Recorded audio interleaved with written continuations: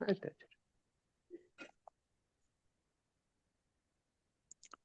ಶ್ರೀ ಗುರುಭ್ಯೋ ನಮಃ. ಓಂ ಶ್ರೀ ಗುರುಭ್ಯೋ ನಮಃ. ಹರಿ ಓಂ. ನಾರಾಯಣಾಯ ಪರಿಪೂರ್ಣಗುಣಾರ್ಣವಾಯ ನಾರಾಯಣಾಯ ಪರಿಪೂರ್ಣಗುಣಾರ್ಣವಾಯ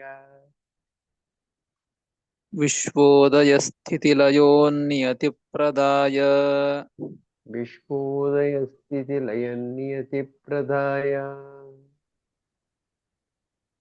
ಜ್ಞಾನಪ್ರದಾಯ ವಿಬುಧಾಸುರಸೌಖ್ಯದುಃಖ ಜ್ಞಾನಪ್ರದಾಯ ವಿಬುಧಾಸುರಸೌಖ್ಯದುಃಖ ಸತ್ಕಾರಣಾಯ ವಿತತಾಯ ನಮೋ ನಮಸ್ತೆ. ಸತ್ಕಾರಣಾಯ ವಿತತಾಯ ನಮೋ ನಮಸ್ತೆ. ಅಶೇಷವಾಗ್ಜಾಡ್ಯಮಲಾಪಹಂತ್ರೀ ಅಶೇಷವಾಗ್ಜಾಡ್ಯಮಲಾಪಹಂತ್ರೀ ನವಂ ನವಂ ಸ್ಪಷ್ಟಸುವಾಕ್ಪ್ರದಾಯಿನಿ ನವಂ ನವಂ ಸ್ಪಷ್ಟಸುವಾಕ್ಪ್ರದಾಯಿನಿ ಮಮೇಹ ಜಿಹ್ವಾಗ್ರಸುರಂಗನರ್ತಕೀ ಮಮೇಹ ಜಿಹ್ವಾಗ್ರಸುರಂಗನರ್ತಕೀ ಭವಪ್ರಸನ್ನಾ ವದನೆ ಚ ಮೇ ಶ್ರೀಃ. ವದಮಃ ಪ್ರಜನ್ನ ವದನೆ ಚ ಮೇ ಶ್ರೀಃ. ಅಭ್ರಮಂ ಭಂಗರಹಿತಂ ಅಜಡಂ ವಿಮಲಂ ಸದಾ ಅಭ್ರಮಂ ಭಂಗರಹಿತಂ ಅಜಡಂ ವಿಮಲಂ ಸದಾ ಆನಂದತೀರ್ಥಮತುಲಂ ಭಜೆ ತಾಪತ್ರಯಾಪಹಂ. ಆನಂದತೀರ್ಥಮತುಲಂ ಭಜೆ ತಾಪತ್ರಯಾಪಹಂ. ಯಸ್ಯ ವಾಕ್ಕಾಮಧೇನುರ್ನಃ ಕಾಮಿತಾರ್ಥಾನ್ ಪ್ರಯಚ್ಛತಿ ಯಸ್ಯ ವಾಕ್ಕಾಮಧೇನುರ್ನಃ ಕಾಮಿತಾರ್ಥಾನ್ ಪ್ರಯಚ್ಛತಿ ಸೇವೇತಂ ಜಯಯೋಗೀಂದ್ರಂ ಕಾಮಬಾಣಚ್ಛಿದಂ ಸದಾ ಸೇವೇತಂ ಜಯ ಯೋಗೀಂದ್ರಂ ಕಾಮಬಾಣಚ್ಛಿದಂ ಸದಾ ಪೂಜ್ಯ ರಾಘವೇಂದ್ರಾಯ ಸತ್ಯಮರತಾಯ ಚ ಪೂಜ್ಯಾಯ ರಾಘವೇಂದ್ರಾಯ ಸತ್ಯಧರ್ಮರತಾಯ ಚ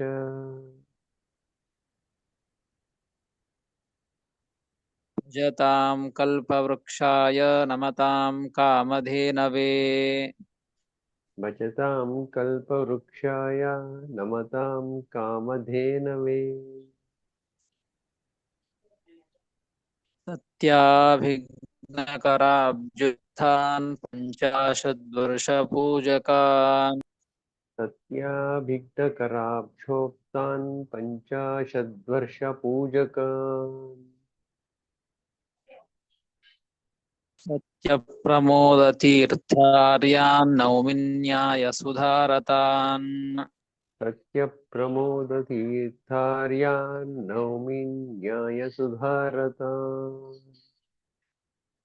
ಆಪಾದಮೌಲಿಪರ್ಯಂತಂ ಗುರುಣಾಂ ಆಕೃತಿಂ ಸ್ಮರೇತ್ ಆಪಾದಮೌಲಿಪರ್ಯಂತಂ ಗುರುಣಾಂ ಆಕೃತಿಂ ಸ್ಮರೇತ್ ತೇನ ವಿಘ್ನಾಃ ಪ್ರಣಶ್ಯಂತೆ ಸಿದ್ಧ್ಯಂತಿ ಚ ಮನೋರಥಾಃ. ತೇನ ವಿಘ್ನಾಃ ಪ್ರಣಶ್ಯಂತಿ ಸಿದ್ಧ್ಯಂತಿ ಚ ಮನೋರಥಾಃ. ಶ್ರೀ ಗುರುಭ್ಯೋ ನಮಃ. ಹರಿ ಓಂ. ಶ್ರೀ ಗುರುಭ್ಯೋ ನಮಃ. ಹರಿ ಓಂ. ಶ್ರೀಮನ್ಮಹಾಭಾರತ ತಾತ್ಪರ್ಯ ನಿರ್ಣಯದ 2ನೇ ಅಧ್ಯಾಯ ಭಾರತ ವಾಕ್ಯೋದ್ಧಾರ. ಶ್ರೀಮದಾಚಾರ್ಯರು ಸ್ತ್ರೀಯರ ಒಂದು ತಾರತಮ್ಯವನ್ನ ಹೇಗೆ ತಿಳಿದುಕೊಳ್ಳಬೇಕು, ಅದಕ್ಕೆ ಸೂಚಕವಾದ ಸಾಧಕವಾದದ್ದು ಯಾವುದು ಎಂಬುದನ್ನ ತಿಳಿಸಿಕೊಟ್ರು. ರೂಪನೇ ಸ್ತ್ರೀಯರ ಒಂದು ಉತ್ತಮತ್ವಕ್ಕೆ ಸಾಧಕವಾದದ್ದು. ಆ ರೂಪ ಎಂತಹದ್ದಿರಬೇಕು ಅಂದ್ರೆ ತಚ್ಚ ನೈಸರ್ಗಿಕಂ ರೂಪಂ, ಅದು ಸ್ವಾಭಾವಿಕವಾದಂತಹ ರೂಪ ಇರಬೇಕು. 32 ಲಕ್ಷಣಗಳಿಂದ ಕೂಡಿದಂತ 30 ಲಕ್ಷಣಗಳಿಂದ ಕೂಡಿದಂತಹ ಆ ರೂಪ ಏನಿದೆಯಲ್ಲ, ಅಂತಹ ರೂಪನೇ ಅವರ ಒಂದು ಇತ್ಯಾದಿ ಗುಣಗಳಿಗೆ ಅಥವಾ ಅವರ ಉತ್ತಮತ್ವಕ್ಕೆ ಸಾಧಕವಾದದ್ದು ಎಂಬುದನ್ನು ಶ್ರೀಮದಾಚಾರ್ಯರು ಅದನ್ನ ತಿಳಿಸಿಕೊಟ್ರು. ಇದಾದ ಮೇಲೆ ಅನೇನ ಸಿದ್ಧಂ ಅರ್ಥಂ ಆಹ, ಈ ರೀತಿಯಾಗಿ ಹೇಳೋದರಿಂದ ಹಾಗಾದ್ರೆ ಏನು ಹೇಳದಂಗಾಯ್ತು ಒಟ್ಟು ಎಂಬುದನ್ನ ಸಿದ್ಧವಾದಂತಹ ಅರ್ಥವನ್ನ ತಿಳಿಸಿಕೊಡ್ತಾ ಇದ್ದಾರೆ. 39ನೆಯ ಶ್ಲೋಕ. ಆಸುರೀಣಾಂ ವರಾದೇಸ್ತು ಆಸುರೀಣಾಂ ವರಾದೇಸ್ತು ವಪುರ್ಮಾತ್ರಂ ಭವಿಷ್ಯತಿ ವಪುರ್ಮಾತ್ರಂ ಭವಿಷ್ಯತಿ ನ ಲಕ್ಷಣಾನ್ಯತಸ್ತಾಂ ನ ಲಕ್ಷಣಾನ್ಯತಸ್ತಾಸಾಂ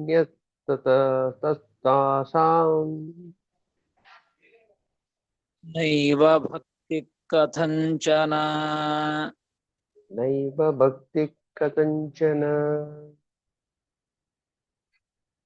ಆಸುರೀಣಾಂ ವರಾದೇಸ್ತು ವಪುರ್ಮಾಂ ಭವಿಷ್ಯತಿ ನ ಲಕ್ಷಣಾನ್ಯತಸ್ತಾಸಾಂ ನೈವ ಭಕ್ತಿ ಕಥಂಚನ ಎಂಬುದಾಗಿ 39ನೆಯ ಶ್ಲೋಕ.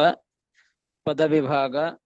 ಆಸುರೀಣಾಂ ವರಾದೇಹೆ ತು ವಪುಃ ಮಾತ್ರಂ ಭವಿಷ್ಯತಿ ನ ಲಕ್ಷಣಾನಿ ಅತಃ ತಾಸಾಂ ನ ಏವ ಭಕ್ತಿಃ ಕಥಂಚನ ಎಂಬುದಾಗಿ ಪದವಿಭಾಗ ಹೇಳ್ತಾ ಇದ್ದಾರೆ ಶ್ರೀಮದಾಚಾರ್ಯರಲ್ಲಿ. ಆಸುರೀಣಾಂ ವರಾದೇಸ್ತು ವಪುರ್ಮಾತ್ರಂ ಭವಿಷ್ಯತಿ. ಈ ಅಸುರರಿಗೂ ಕೂಡ ರೂಪ ಇರ್ತದಲ್ಲ, ಹಾಗಾದ್ರೆ ಅವರಲ್ಲಿಯೂ ರೂಪ ಇದ್ದ ಮಾತ್ರಕ್ಕಿದ್ದರಿಂದ ಅವರಲ್ಲಿಯೂ ಕೂಡ ಅವರು ಉತ್ತಮರು, ಅವರಲ್ಲಿ ಉತ್ತಮತ್ವ ಇದೆ ಅಂತ ಹೇಳಬಹುದೇನೋ ಅಂತಂದ್ರೆ ಸರ್ವಥ ಹೇಳುವಂತೆ ಇಲ್ಲ. ಅವರಲ್ಲಿ ಭಕ್ತ್ಯಾದಿ ಗುಣಗಳು ಇರೋದಿಲ್ಲ, ಅವರು ಉತ್ತಮರಾಗಲಿ ಸಾಧ್ಯ ಇಲ್ಲ. ಯಾಕೆ ಅಂತಂದ್ರೆ ಆಸುರೀಣಾಂ ವರಾದೇಹೇ, ಆ ಆಸುರೀಣಾಂ ಅಸುರರಿಗೆ ರೂಪ ಒಂದಿರ್ತದೆ. ಆ ರೂಪ ಹೇಗೆ ಒಂದಿರ್ತದೆ ಅಂದ್ರೆ ವರಾದೇಹೇ, ವರಾದಿಗಳಿಂದ ವರವನ್ನು ಪಡೆದುಕೊಂಡು ರೂಪವನ್ನ ಇನ್ಯಾರ್ದೋ ಒಂದು ಆವೇಶದಿಂದಾಗಿ ಆ ರೀತಿಯಾಗಿ ಬಂದಿರ್ತದೆ. ಹೀಗೆ ಆಸುರೀಣಾಂ ವರಾದೇಸ್ತು ವಪುರ್ಮಾತ್ರಂ ಭವಿಷ್ಯತಿ, ಅವರ ದೇಹದಲ್ಲಿ ಒಂದು ಸೌಂದರ್ಯ ರೂಪ ಮಾತ್ರ ಬರ್ತದೆ ಅಷ್ಟೇ ಹೊರತು ವರಾವೇಶಾದೇಹೆ ಎಂದು ಬರೀತಾರೆ. ಆಸುರೀಣಾಂ ವರಾವೇಶಾದೇಹೆ ಸಕಾಶಾತ್ ಲಕ್ಷಣಾನಿ ನ ಭವಿಷ್ಯಂತಿ. ಲಕ್ಷಣಗಳು ಬರೋದಿಲ್ಲ. ವರಾದಿಗಳಿಂದ ರೂಪವನ್ನ ಪಡೆದುಕೊಳ್ಳಬಹುದು ಅಸುರರು. ಅನೇಕ ದೈತ್ಯರೆಲ್ಲರೂ ಕೂಡ ರೂಪವನ್ನ ವರಾದಿಗಳಿಂದ ಪಡೆದುಕೊಳ್ಳಬಹುದೇ ಹೊರತು ಲಕ್ಷಣಗಳನ್ನ ಸರ್ವಥಾ ಪಡೆದುಕೊಳ್ಳಿಕ್ ಬರೋದಿಲ್ಲ. ಇದನ್ನ ಹೇಳಿದ್ರು. ಆಸುರೀಣಾಂ ವರಾದೇಸ್ತು ವಪುರ್ ಮಾತ್ರಂ ಭವಿಷ್ಯತಿ. ವಪು ಅಂದ್ರೆ ದೇಹ, ಸುಂದರವಾದಂತಹ ದೇಹ ಮಾತ್ರ ಬರ್ತದೆ ಅವರಿಗೆ. ಇದರರ್ಥ ಮಾತ್ರಂ ಅಂದ್ರೆ ದೇಹ ಮಾತ್ರ ಅಂದ್ರೆ ದೇಹ ಅಷ್ಟೇ ಬರ್ತದೆ ಅಂತ ಹೇಳೋದರಿಂದ ಲಕ್ಷಣಗಳು ಬರೋದಿಲ್ಲ ಅಂತ ಹೇಳದಂತೆ ಆಗ್ತದೆ. ಅದನ್ನೇ ಟಿಪ್ಪಣಿಕಾರ ಬರೀತಾರೆ, ಲಕ್ಷಣಾನಿ ನ ಭವಿಷ್ಯಂತಿ. ಲಕ್ಷಣಗಳು ಆ ವರಾದಿಗಳಿಂದ ಬರೋದಿಲ್ಲ. ಅದಕ್ಕೆ ಅತಃ ಲಕ್ಷಣಾಭಾವಾತ್ ಭಕ್ತಿ ಕಥಂಚನ ನ. ಅದಕ್ಕೆ ಮುಂದಿನ ಪಾದದಲ್ಲಿ ಹೇಳ್ತಾರೆ, ನ ಲಕ್ಷಣಾನ್ಯತಸ್ತಾಸಾಂ ನೈವ ಭಕ್ತಿ ಕಥಂಚನ. ತಾಸಾಂ ಆಸುರೀಣಾಂ ಅಂದ್ರೆ ಅಸುರ ಸ್ತ್ರೀಯರು, ಅಸುರ ಸ್ತ್ರೀಯರಿಗೆ ನ ಲಕ್ಷಣಾನಿ ಅತಃ ನ ಲಕ್ಷಣಾನಿ, ಅವರಿಗೆ ಲಕ್ಷಣಗಳು ಬರೋದಿಲ್ಲ.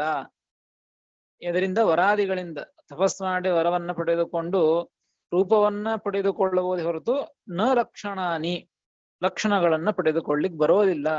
ಹೀಗಾಗಿ ಅತಃ ಲಕ್ಷಣಗಳು ಇಲ್ಲ ಅಂತಂದ ಮೇಲೆ ಲಕ್ಷಣಗಳಿಂದ ಕೂಡಿದಂತಹ ಸ್ವಾಭಾವಿಕವಾದಂತಹ ರೂಪ ಇಲ್ಲದೆ ಇರೋದರಿಂದ ಭಕ್ತಿ ನೈವ ಕಥಂಚನ ಕಥಂಚನ ನೈವ ಭಕ್ತಿ, ಅವರಿಗೆ ಭಕ್ತಿ ಎಂದಿಗೂ ಕೂಡ ಭಕ್ತಿಯಾದಿ ಗುಣಗಳು ಅವರಲ್ಲಿ ಎಂದಿಗೂ ಕೂಡ ಬರೋದಿಲ್ಲ.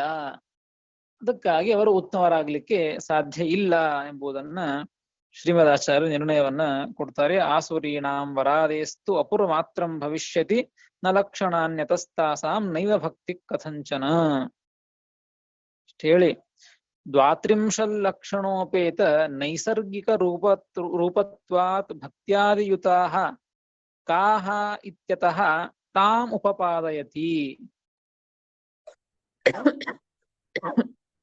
ಹಾಗಾದರೆ ದ್ವಾತ್ರಿಂಶಲ್ಲಕ್ಷಣ 32 ಲಕ್ಷಣಗಳಿಂದ ಕೂಡಿದಂತಹ ನೈಸರ್ಗಿಕವಾದಂತಹ ರೂಪ ಇರೋದರಿಂದ ಭಕ್ತ್ಯಾದಿ ಗುಣ ಉಳ್ಳವರಾಗ್ತಾರೆ, ಅವರು ಉತ್ತಮರಾಗ್ತಾರೆ ಅಂತ ಹೇಳ್ತಾ ಇದ್ದೀರಲ್ಲ, ಅಂಥವ್ರು ಯಾರು?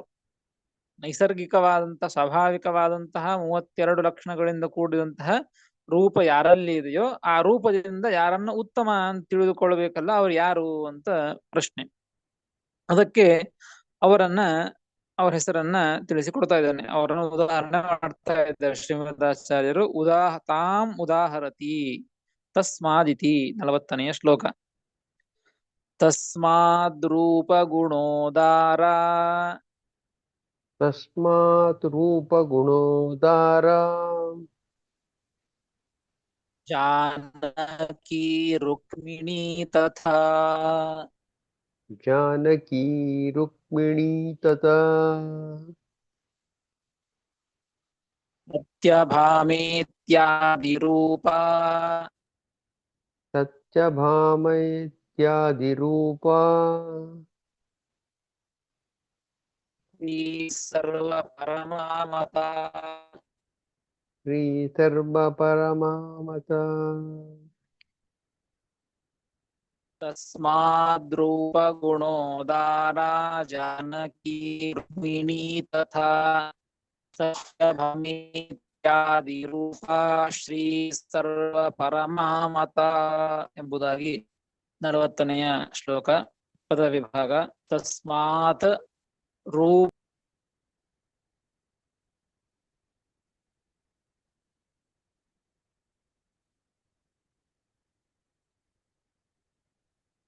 ಗುರು ಕೇಳ್ತಾ ಇಲ್ಲ ಗುರುಗಳೇ.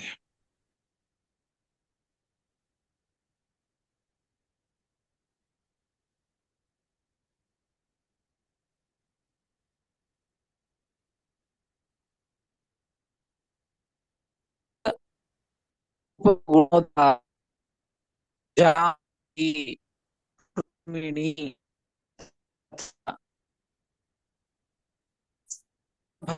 ಸತ್ಯಭಾಮ ಕೇಳಿಸ್ತಾ ಇಲ್ಲ.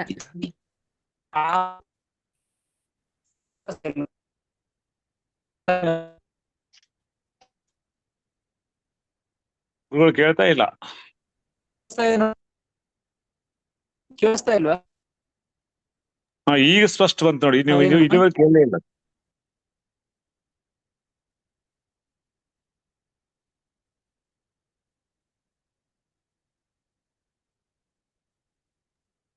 ಈಗ್ಲೂ ಕೇಳಿಸ್ತಾ ಇಲ್ಲ.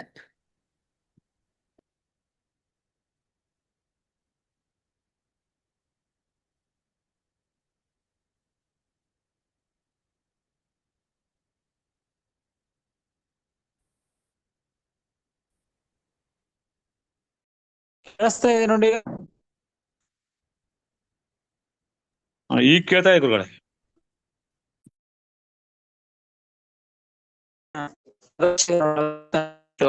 ತಸ್ಮಾತ್ ರೂಪ ಜಾನಕಿ ರುಕ್ಮಿಣಿ ತಥಾ ಸತ್ಯಭಾಮ ಇತಿ ಆದಿರೂಪ ಶ್ರೀ ಸರ್ವಪರ ಎಂಬುದಾಗಿ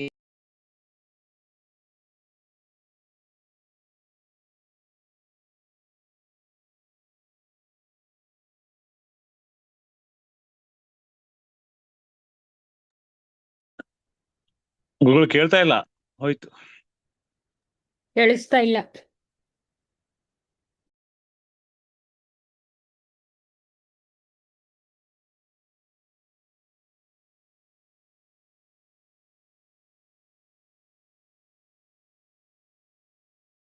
ಈಗ ಸ್ವಾಭಾವಿಕವಾದಂತಹ ರೂಪ ಇರುವುದರಿಂದ ಅಂತಹ ಗುಣ ಇರ್ಲಿಕ್ಕೆ ಸಾಧ್ಯ, ಅವ್ರು ಮಾತ್ರ ಉತ್ತಮರಾಗ್ಲಿಕ್ಕೆ ಸಾಧ್ಯ ಆಗ್ತದೆ. ಲಕ್ಷಣಗಳು ಇಲ್ಲದಿದ್ದವರು ಅವರು ಭಕ್ತಿಯಾದಿ ಆಚಾರ್ಯ ಈ ಗುಣಗಳನ್ನ ಹಿಂದಿಂದ ಕೇಳಿಲ್ಲ ಏನುವೆ. ಸ್ವಲ್ಪ ಹೊತ್ತು ಮ್ಯೂಟ್ ಆಗೋಗಿತ್ತು ನಿಮ್ದು, ಏನು ಕೇಳಿಲ್ಲ. ನೋಡಿ, ಇಷ್ಟೋ ತನಕ ಹೇಳಿದ್ದೆ ಅನ್ಸುತ್ತೆ. ಸ್ವಲ್ಪ ಹೊತ್ತು ಕೇಳಲೇ ಇಲ್ಲ. ಲಕ್ಷಣಗಳಿಂದ ಹಾ ಹೇಳಿ ಆಚಾರ್ಯ, ಹೇಳಿ.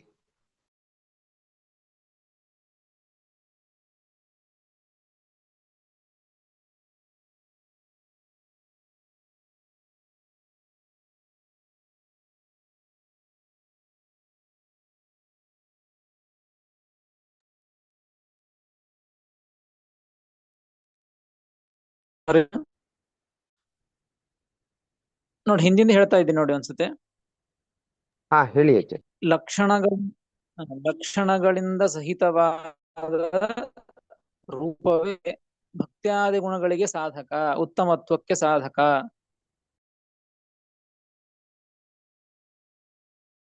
ಆದ್ದರಿಂದ ರೂಪಗುಣೋದಾರ, ರೂಪ ಗುಣಗಳಿಂದ, ರೂಪ ಮೊದಲಾದಂತಹ ರೂಪನೇ ಪ್ರಧಾನ. ರೂಪದಿಂದಲೇನೆ ನೋಡಿ ತಿಳಿದುಕೊಳ್ಳಬೇಕು ಅವರ ಉತ್ತಮತ್ವವನ್ನ, ಅವರ ಭಕ್ತ್ಯಾದಿ ಗುಣಗಳನ್ನ. ಅದಕ್ಕೆ ಹೇಳ್ತಾ ಇದ್ದಾರೆ ರೂಪ ಗುಣೋದಾರ, ರೂಪವೇ ಪ್ರಧಾನವಾಗಿ ಇರುವಂತಹ ಗುಣಗಳು. ರೂಪ ಗುಣೋದಾರ, ರೂಪ ಗುಣೈ ಉತ್ಕೃಷ್ಟ, ರೂಪ ಮೊದಲಾದಂತಹ ಗುಣಗಳಿಂದ ಉತ್ಕೃಷ್ಟಳಾದವಳು ಯಾರು ಅಂದ್ರೆ ಜಾನಕಿ. ಜಾನಕಿ ಅಂದ್ರೆ ಸೀತಾದೇವಿ, ರುಕ್ಮಿಣಿ ದೇವಿ, ಸತ್ಯಭಾಮಾದೇವಿ ಇತ್ಯಾದಿ ರೂಪ ಅಂದ್ರೆ ಬೇರೆ ಬೇರೆ ಅಂತ ಅರ್ಥ ಅಲ್ಲ. ಇತ್ಯಾದಿ ರೂಪ, ಇತಿ ಆದಿ ರೂಪ, ಇವೇ ಮೊದಲಾದಂತಹ ರೂಪಗಳು. ಯಾವ ರೂಪಗಳು ಇವು? ಲಕ್ಷ್ಮಿಯ ರೂಪಗಳು. ಇತ್ಯಾದಿ ರೂಪ ಶ್ರೀಹಿ ಅಂತ ಬರೀತಾರೆ. ಜಾನಕಿ, ರುಕ್ಮಿಣಿ, ಸತ್ಯಭಾಮ ಇವೇ ಮೊದಲಾದಂತಹ ರೂಪ ಇರುವಂತಹ ಲಕ್ಷ್ಮೀದೇವಿ, ಶ್ರೀಹಿ ಲಕ್ಷ್ಮೀದೇವಿ ಇವಳೇನಾಗಿದ್ದಾಳೆ ಅಂದ್ರೆ ರೂಪಗುಣೋದಾರ, ರೂಪವೇ ಮೊದಲಾದಂತಹ ಅನೇಕ ಗುಣಗಳಿಂದ ಉತ್ಕೃಷ್ಟಳಾಗಿದ್ದಾಳೆ. ಅಂದ್ರೆ ಎಲ್ಲರಿಗಿಂತಲೂ ಕೂಡ, ಭಗವಂತನ ಎಲ್ಲ ತನಗಿಂತ ಉಳಿದವರೆಲ್ಲರಿಗಿಂತಲೂ ಕೂಡ ರೂಪ ಮೊದಲಾದಂತಹ ಗುಣಗಳಿಂದ ಉತ್ಕೃಷ್ಟಳಾಗಿದ್ದಾಳೆ. ಅಂದ್ರೆ ಹೆಚ್ಚಿನದಾಗಿ ರೂಪ ಇದೆ, ಹೆಚ್ಚಿನದಾಗಿ ಬೇರೆ ಬೇರೆ ಗುಣಗಳಿವೆ ಅಂತ ಅರ್ಥ.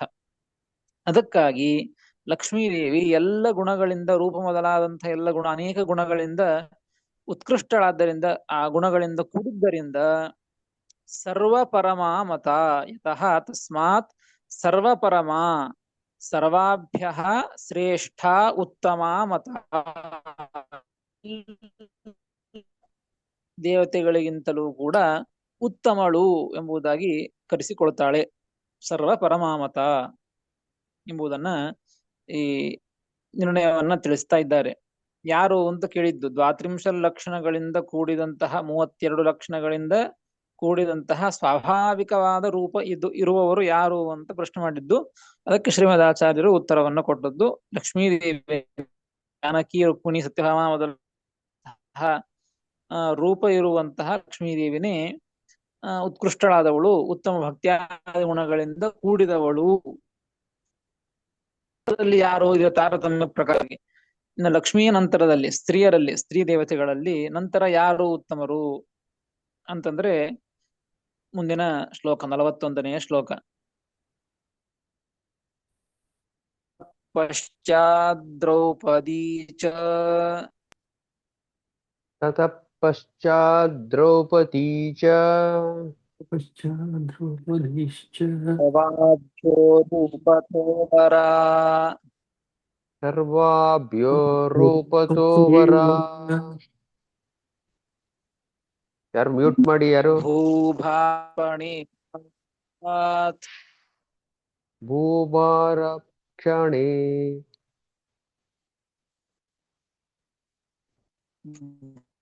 ಭೂಭಾರಕ್ಷಣೆ ಸಾಕ್ಷಾತ್ ಭೂಭಾರ ರಕ್ಷಪಣೆ ಸಾಕ್ಷಾತ್ ಒಂದೇ ಇದೆ. ಭೂಭಾರಕ್ಷಪಣೆ ಸಾಕ್ಷಾತ್ ಭೂಭಾರಕ್ಷಪಣೆ ಸಾಕ್ಷಾತ್ ಅಂಗಂ ಭೀಮವದೀಶಿತುಃ ಆಂಗಂ ಭೀಮವದೀಶಿತುಃ ತಪಶ್ಚಾದ್ರೌಪದೀ ಚ ಸರ್ವಾಭ್ಯೋ ರೂಪತೋ ವರ ಭೂಭಾರಕ್ಷಪಣೆ ಸಾಕ್ಷಾತ್ ಅಂಗಂ ಭೀಮವದೀಶಿತುಃ ಎಂಬುದಾಗಿ 41ನೆಯ ಶ್ಲೋಕ ಪದವಿಭಾಗ. ತತಃ ಪಶ್ಚಾತ್ ದ್ರೌಪದಿ ಚ ಸರ್ವಾಭ್ಯಃ ರೂಪತಃ ವರ ಭೂಭಾರಕ್ಷಪಣೆ ಒಂದೇ ಶಬ್ದ ಇದು ಸಾಕ್ಷಾತ್ ಅಂಗಂ ಭೀಮವತ್ ಈಶಿತುಃ ಎಂಬುದಾಗಿ ಪದವಿಭಾಗ. ಹಿಂದಿನ ಶ್ಲೋಕದಲ್ಲಿ ಲಕ್ಷ್ಮೀದೇವಿ ಶ್ರೀ ಸರ್ವ ಪರಮಾಮ ಅಂತ ಶ್ರೀಮದಾಚಾರ್ಯರು ತಿಳಿಸಿಕೊಟ್ರು.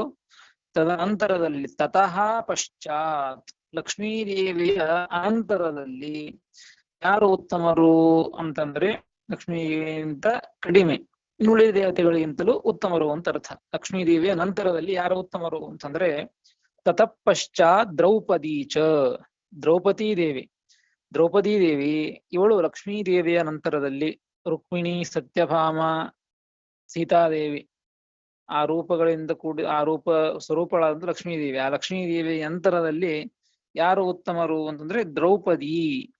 ಸರ್ವಾಭ್ಯಃ ರೂಪತಃ ವರ ಎಲ್ಲ ದೇವತೆಗಳಿಗಿಂತಲೂ ಕೂಡ ರೂಪದಿಂದ ಉತ್ತಮಳಾದವಳು, ಶ್ರೇಷ್ಠಳಾದವಳು ದ್ರೌಪದಿ ದೇವಿ ಲಕ್ಷ್ಮಿಯ ನಂತರದಲ್ಲಿ.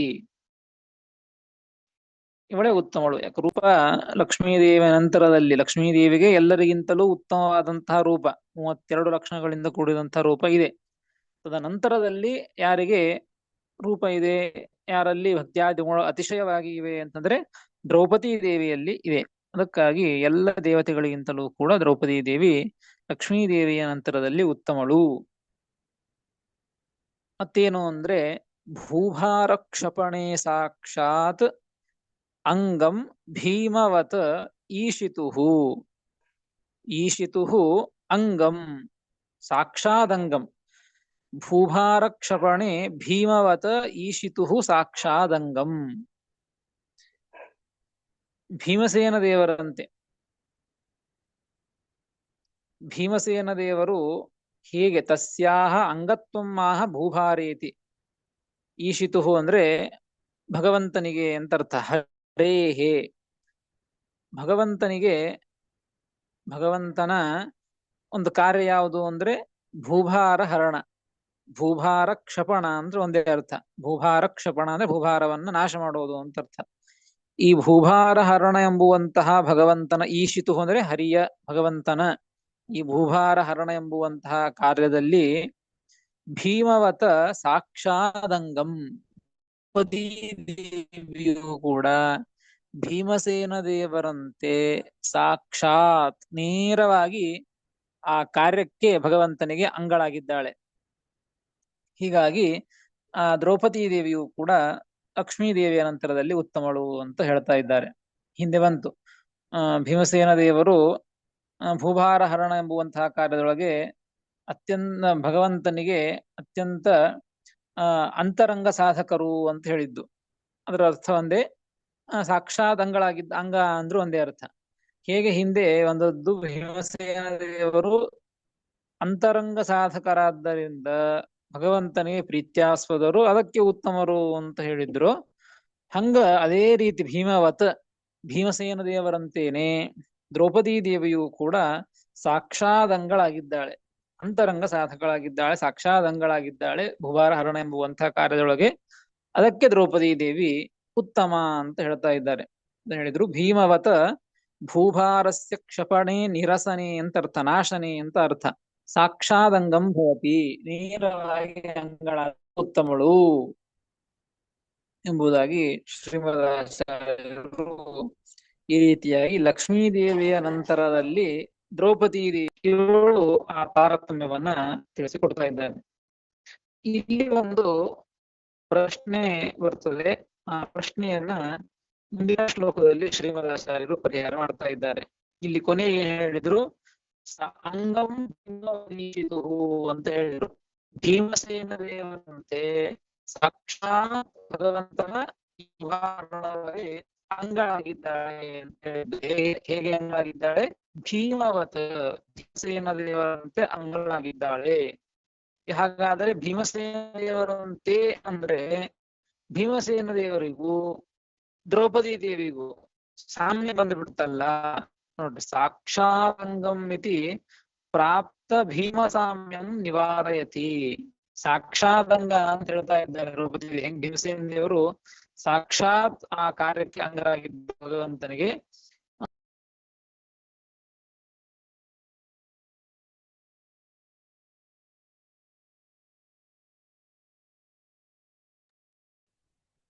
ಮತ್ತೆ ಕೇಳಿಸ್ತಾನೆ ಇಲ್ಲ. ವಾಯ್ಸ್ ಹೊರಟೋಯ್ತು ಆಚಾರ್ಯ.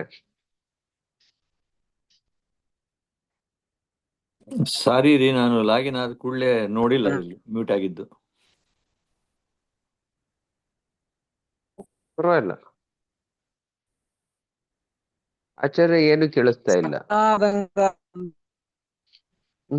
ಏನು ಕೇಳಿಸ್ಲಿಲ್ಲ. ನೀವು ಹೇಳಿದ ತಕ್ಷಣ ಹೊರಟೇ ಹೋಯ್ತು, ವಾಯ್ಸೇ ಹೊರಟೋಯ್ತು. ಇಲ್ಲ, ಏನು ಬರ್ತಾ ಇದೆ ನೋಡಿ. ನೀವು ಹೀಗೆ ಕೇಳಿದಾಗೆ ಬರುತ್ತೆ, ಆಮೇಲೆ ನೀವು ಹೇಳಕ್ಕೆ ಶುರು ಮಾಡಿದ್ಮೇಲೆ ಬರೋದಿಲ್ಲ. ಆಚಾರ್ಯ ಅವರಿಬ್ರಿಗೂ ಸಾಮ್ಯವಾಯ್ತು ಅಂತ ಹೇಳಿದ್ರಿ, ಅಲ್ಲಿಂದ ಹೇಳ್ಬೇಕು. ಅದೇ ನೋಡಿ ನೋಡಿ, ಸಾಮ್ಯವಾಯ್ತಲ್ಲ. ಭೀಮಸೇನ ದೇವರು ಉತ್ತಮರು, ತದನಂತರದಲ್ಲಿ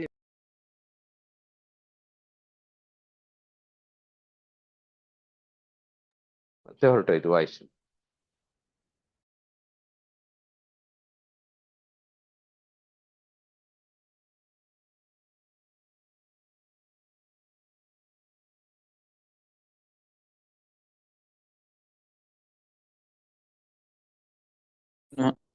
ಸಾಕ್ಷಾದಂಗಂ ಇತಿ ಪ್ರಾಪ್ತ ಭೀಮ ಸಾಮ್ಯಂ ನಿವಾರಯತಿ. ಸಾಕ್ಷಾತ್ ಭೀಮಸೇನ ದೇವರಿಗೆ, ಭಗವಂತನಿಗೆ ಅಂಗ ಅಂತ ಹೇಳಿದ್ದರಿಂದ ಭೀಮಸೇನ ದೇವರ ಸಾಮ್ಯ ಬಂತು ಅಂತ ಅದನ್ನ ನಿವಾರಣೆ ಮಾಡುತ್ತಿದ್ದಾರೆ. ಸಾಮ್ಯ ಬರೋದಿಲ್ಲ ಅಂತ ಹೇಳ್ತಾ ಇದ್ದಾರೆ ಮುಂದಿನ ಶ್ಲೋಕದಲ್ಲಿ, 42ನೇ ಶ್ಲೋಕ. ಹಂತಾ ಚ ವೈರಹೇತುಶ್ಚ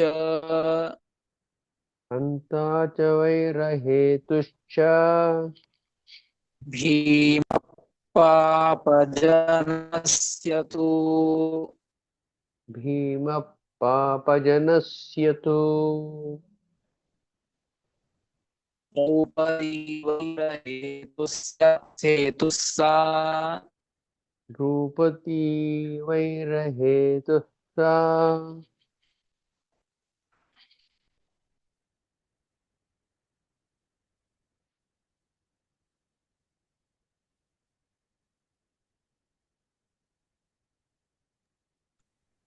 ಕೇಳ್ತಿಲ್ಲ ಗುರುಗಳೇ. ತಸ್ಮಾತ್ ಭೀಮದನಂತರ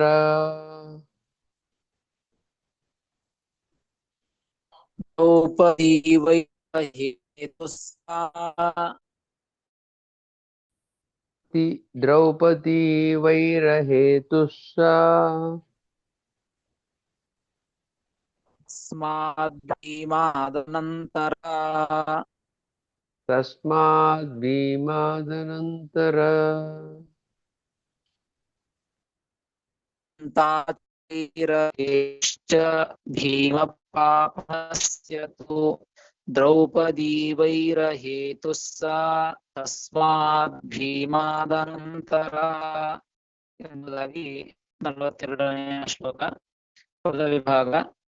ಹಂತ ಚ ವೈರಹೇತುಃ ಚ ಭೀಮಃ ಪಾಪಜನಸ್ಯ ತು ದ್ರೌಪದಿ ವೈರಹೇತುಃ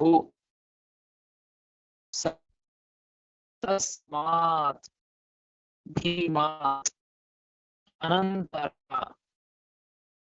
ಎಂಬುದಾಗಿ ಪದ ವಿಭಾಗ.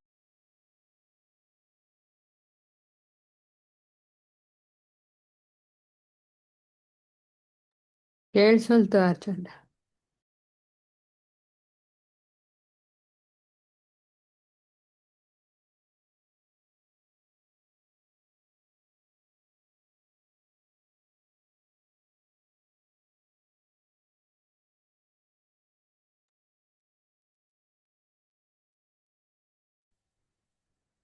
ಅಂತೂ ಆಕ್ಷೇಪ ಸಾಮ್ಯ ಬರೋದಿಲ್ಲ, ಸಾಮ್ಯ ಇಲ್ಲ ಎಂಬುದನ್ನ ಉತ್ತರವನ್ನ ಶ್ರೀಮದ್ ಆಚಾರ್ಯರು ಕೊಡ್ತಾ ಇದ್ದಾರೆ ನೋಡ್ರಿ. ಹಂತಾಚ ವೈರಹೇತುಶ್ಚ ಭೀಮಃ ಪಾಪಜನಸ್ಯತು. ಭೀಮಸೇನ ದೇವರು ಭಗವಂತನ ಭೂಭಾರಹರಣ ಎಂಬುವಂತಹ ಕಾರ್ಯದೊಳಗೆ ಸಾಕ್ಷಾತ್ ಅಂಗರಾಗಿದ್ದಾರೆ. ಹೇಗೆ ಅಂಗರಾಗಿದ್ದಾರೆ ಅನ್ಲಿಕ್ಕೆ 2 ಕಾರಣಗಳಿಂದ ಹೇಳ್ತಾರೆ. ಪಾಪ ಜನಸ್ಯತು, ಪಾಪ ಜನರಿಗೆ ಅಂದ್ರೆ ದುಷ್ಟ ಜನ,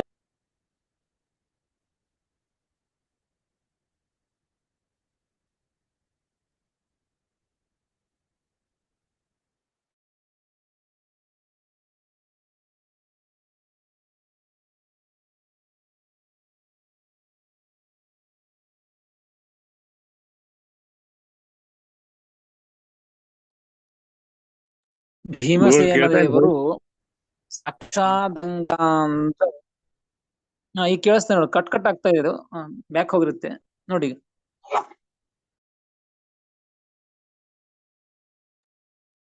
ಇಲ್ಲ ಆಚಾರ್ಯ, ಏನಕ್ಕೆ ಕೇಳಿಸ ಈ ಶ್ಲೋಕದ ಏನೋ ಹೊಸ ಮಾಡ್ತಾ ಅರ್ಥ ಆಯ್ತು ಅಷ್ಟೇ, ಹೇಳಿದ್ರೆ ಅಷ್ಟು ಬೇರೆ ಏನಕ್ಕೆ ಕೇಳಿಸಿಲ್ಲ. ಹರೇ ನಮಃ. ಈಗ ಹೇಳ್ತಾ ಇದ್ದೀನಿ ಆಚಾರ್ಯ, ಇದ್ ನಡೀತಾ ಹರೇ ಇಲ್ಲ, ನಮಃ. ಪಾಠ ತುಂಬಾ ಕಟ್ ಆಗತ್ತೆ, ಏನು ಅರ್ಥ ಆಗಲ್ಲ, ಸ್ವಾರಸ್ಯ ಇರಲ್ಲ. ನೀವೇನಾರು ಇಂಟರ್ನೆಟ್ ಮಾಡ್ಬೇಕು, ಎಲ್ಲಾ ಸೊಲ್ಯೂಷನ್ ನಿಮ್ಗೆ ಹೇಳಿದ್ದೀವಿ, ನೀವೇನಾರು ಮಾಡ್ಬೇಕು, ಇಲ್ದರೆ ಪಾಠ ಹಿಂಗೆ ನಡ್ಸೋಕಾಗಲ್ಲ.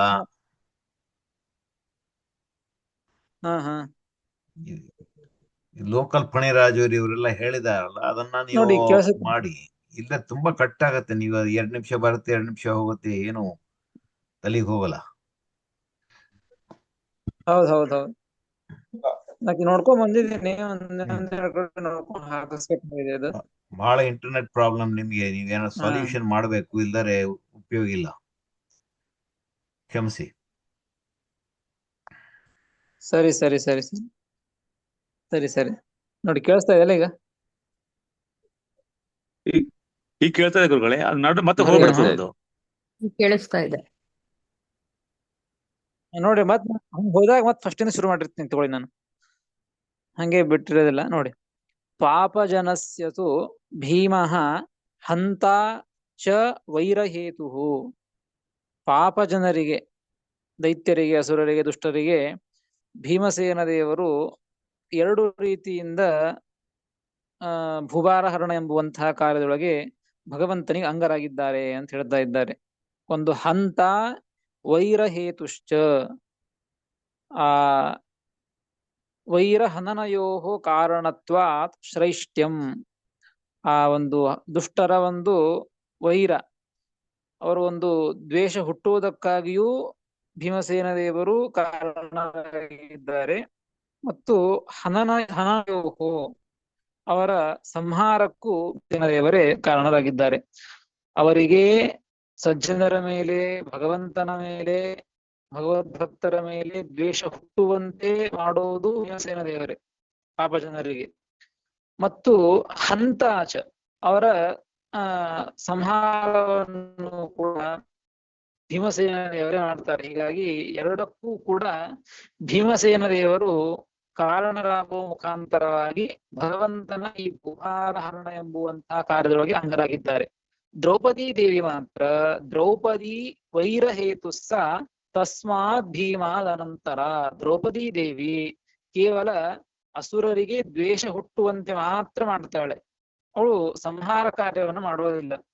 ಕೇವಲ ಅಸುರರಿಗೆ ದ್ವೇಷ ಹುಟ್ಟುವಂತೆ, ಭಗವಂತನ ಮೇಲೆ ಭಗವದ್ ಭಕ್ತರ ಮೇಲೆ ದ್ವೇಷ ಹುಟ್ಟುವಂತೆ ಮಾತ್ರ ಆ ಕೆಲಸವನ್ನ ಮಾಡಿ ಭಗವಂತನ ಕಾರ್ಯವನ್ನ ಮಾಡ್ತಾ ಇದ್ದದ್ದು. ಭೀಮಸೇನ